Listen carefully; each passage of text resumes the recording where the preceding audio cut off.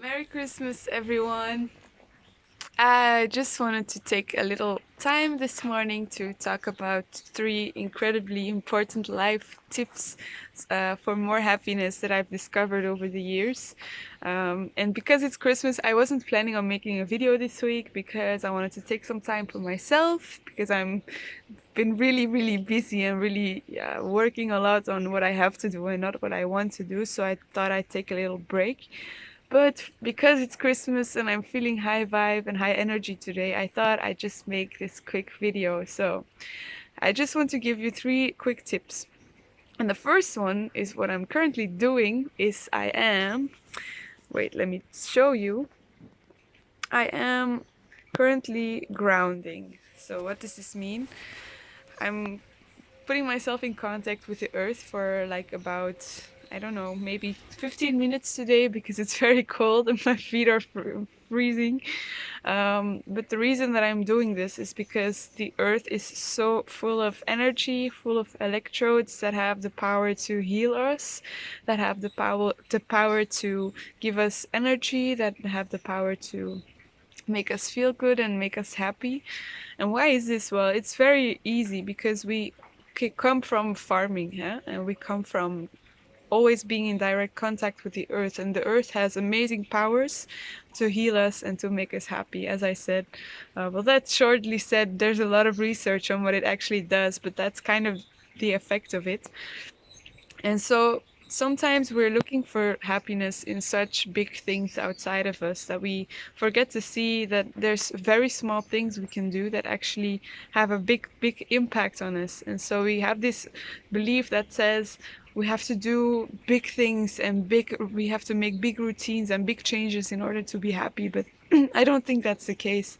I think it's actually the opposite. I think it's doing very, very small things like putting yourself in contact with the earth, with nature for a few minutes a day, that actually have the power to make you feel more connected and more happy.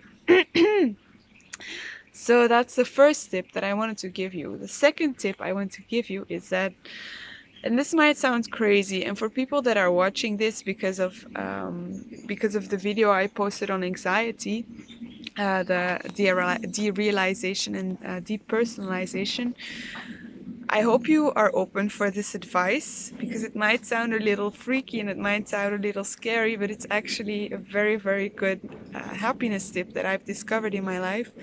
It's to actually imply death into your daily life. And I don't mean thinking about killing yourself. I really, really don't mean that. I mean actually feeling that and realizing that death will come at some point in our lives, and that by realizing this and by actually actively facing this, we start to make different choices because we don't live for someone else anymore. We don't live for fear anymore. We don't lose ourselves in unimportant things and routine and work and all these things because we realize that there's only one life that we know of that we are living right now, and we have this certain amount of years. I don't know how many years, but that's okay. And by actually facing this and saying, okay, I want to make the best out of this life that I have, and realizing that you will die sometime in the future, you actually make the most out of every day. And this is what I've done. I used to be so, so scared of dying. I used to be so afraid of death. But ever since I got over this, and for people that haven't yet, go see my video on depersonalization and derealization. Um, for the people that wait, what was I saying? Yeah, I used to be so afraid of it, but since I got over it, I actually have started to love the idea of dying because I've started to make a lot of different choices in my life. I've started to put my happiness first, put my inner peace first, put my friends and family first. And these are the things that make us happy, not work, not achieving success or making more money or these things. I mean, these are also good things, but the key is to be connected to the world around you, to nature, to people, to everything. And by realizing that there is a point when we will die, you start to really live towards those meaningful things, I feel like. So The last tip I want to give you is actually something that also has to do with being connected. And this is actually to start prioritizing living for other people and not just for yourself. And this is something contradictory because I always feel like you should put your happiness, your own happiness first and things like that. But what I mean is serve others as a means of serving yourself, because by serving others and by doing things for other people throughout the day as your priority as well, you start to break this individualist pattern and this individualist lifestyle that we have in the West, and you actually place yourself in connection with other people by doing your work, doing your job, doing your passion for other people to make other people happy. You also make yourself happy. This is the law of giving and receiving. It says that the more we give, the more we receive. And we shouldn't give in order to receive, but we should give from the heart because we want to give, because we want to make other people happy.